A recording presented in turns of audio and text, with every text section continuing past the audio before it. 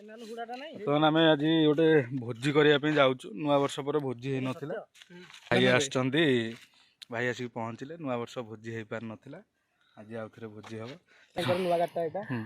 ଆଉ ଗୋଟେ କାମ କରିବ ସମସ୍ତେ, ଗୁଲାମୀରୁ ଆଜାଦ ହେଇଯା। ଆତ୍ମା ବିକ୍ରି ହେଇଯାଇଛି, ଆତ୍ମା ଯୋଉଠି ବିକ୍ରି ହେଇଛି ତାକୁ ଧରିକି ଆସ ଜଲ୍ଦି। ଜାଣ କିଏ କିଣିକି ନେଇଛି ତମ ଆତ୍ମା। ଏଇ ପଦଟି ଭାଇରାଲ ହବ ନିଶ୍ଚିନ୍ତ ମୋର। ଆତ୍ମାକୁ ବର୍ତ୍ତମାନ ଆମେ ଖୋଜିବା। ଭାଇର ବାହାଘର ହଉଛି ଖୁବ ଶୀଘ୍ର। ବାହାଘର ହଉନି, ବାହାଘର ଦେଖା ଦେଖି ଚାଲିଛି, ବୟସଟା ହେଇଗଲାଣି। ଭାଇ ଯାଇଥିଲେ, ଯାଇକି ରାମ ମନ୍ଦିରରେ ଦେଖା କରିକି ଆସିଛନ୍ତି। କଣ ଏଇଟା ବ୍ଲଗରେ ଆସିବନି। ଆମର ଗାଡ଼ିରେ ଭୋଜି କରିବା ପାଇଁ ଜିନିଷ ଧରିକି ଆସିଥିଲୁ। ଗାଡ଼ି ଗୋଟା ଯାକ ପାଣି ହେଇଯାଇଛି। ଦେଖୁନ କଡ଼େଇ ଡେକ୍ଚି ସବୁ ଅଛି, ସବୁ ପାଣି ହେଇଯାଇଛି। କଳା ଯିବନି ବାହାଘର, ବାହାଘର କଳା ଗାଡ଼ି ୟୁଜ୍ ହେଇପଡ଼ୁନି। ମୁଁ ତ ଭାବିଥିଲି ଗୋଟେ ମୋ ବାହାଘର କଳା ଗାଡ଼ିଟା ନେଇଛି, ବଢ଼ିଆ ଚଳିବ ବୋଲି। ତୁ କଳା ଚଢ଼ି ଦେଇକି ପିନ୍ଧି ପାରିବୁନି ଜାଣିଛୁ। ଦେଖି ଏଇଟା କହିଲୁ, ଏଇଟା ପଡ଼ିବ।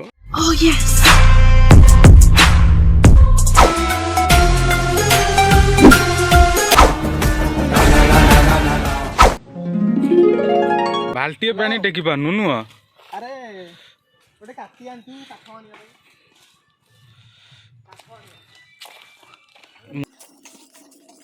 ନୂଆ ବାହାଘର ହବ, ଖାଲି ଫୋନରେ ଗପ। ଚିକେନ ପୋଡ଼ା ନା ଆଉ କଣ ଖାଇବୁ?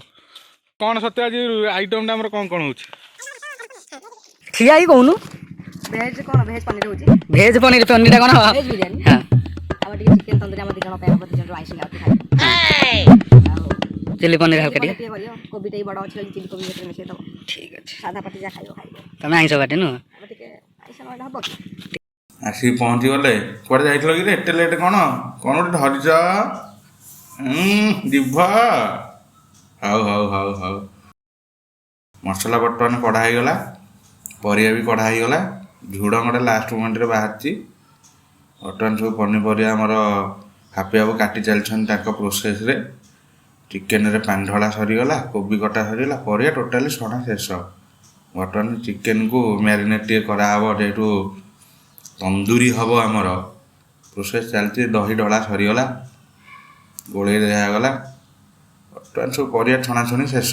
ଇଆଡ଼େ ପୋଡ଼ା ଆରମ୍ଭ, ମସଲା କଷା ଏପଟେ ଆରମ୍ଭ ହେଇଗଲା। ଚାଲୁ ଚାଲୁ ଚାଲୁ। ଓ ଗ୍ରୀନ୍ ମଟର।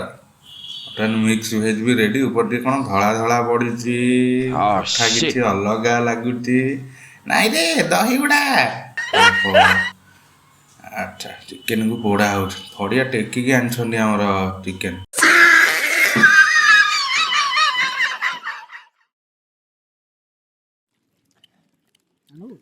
ବର୍ତ୍ତମାନ ଆମର ରୋଷେଇ ସରିଯାଇଛି, ବିରିୟାନୀ ଶେଷ। ଖାଇ ବସିଛୁ। କ'ଣ କେମିତି ହେଇଛି? ବଢ଼ିଆ ଲାଗୁଛି। ରେଡ଼ି। ଆଉ ଯେଉଁ ଚିକେନ ପୋଡ଼ା ହେଇଥିଲା, ଚିକେନ ପୋଡ଼ା ତ ମୋ ପେଟକୁ ଯାଇ କୁକୁର ମାନଙ୍କୁ ପେଟକୁ ବି ପଳେଇଛି। ମାନେ ଏତେ ଖରାପ ହେଇଥିଲା ନା? ଭଲ ହେଇଥିଲା? ଭଲ ହେଇଥିଲା। ସେମାନେ ବି ସେୟାର ମାଗିଲେ ଆମକୁ। ଆଚ୍ଛା, ଅଖିଳ ଭାଇ? ଥଣ୍ଡା ହେଇଯାଇଛି। ପନିର ଆସିଥିଲା 750, ରୋଷେଇ ବେଳକୁ 150 ଅଛି। ଆଜ୍ଞା, କୁଆଡ଼େ ଗଲା? କିଏ ହେଲା? କ'ଣ ହେଲା? କ'ଣ ହାପି ବାବୁ, କ'ଣ ହେଇଛି କହିଲ? ପନିର ଦିଅ। ଭଲ ହେଇଛି ଯେ, ମୁଁ ମୋ ପେଟ ପାଇଁ ଖାଏ, ଦେହ ପାଇଁ ଖାଏ। ଏଇ ଯେଉଁ ଖାଇବାଟା ଯେଉଁ ଆସିଥିଲା ପନିର, ଯେଉଁଟା ସରିଗଲା, ଏଠି ବିପି ପଡ଼ିବ। ବୋପା କି ଶୋଷଡ଼ା କି ତମର। ବାପା ଆଉ ଟିକେ ବିରିୟାନୀ ଖାଇ ନଥାନ୍ତୁ? ଅଧ କିଲୋ ତ ପନିର ଖାଇଲୁ। ବୋପା କେଡ଼ି ପେଟ କି ତୋର। ନିଜ ଘରୁ ବାସନ ଧରିକି ଆସିଲେ ଏଇ ଅସୁବିଧା ହୁଏ।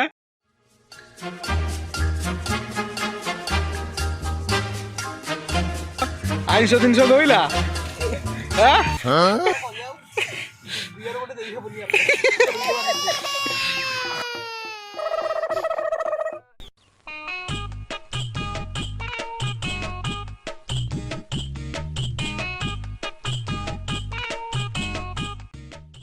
ଭୋଜି ସରିଗଲା।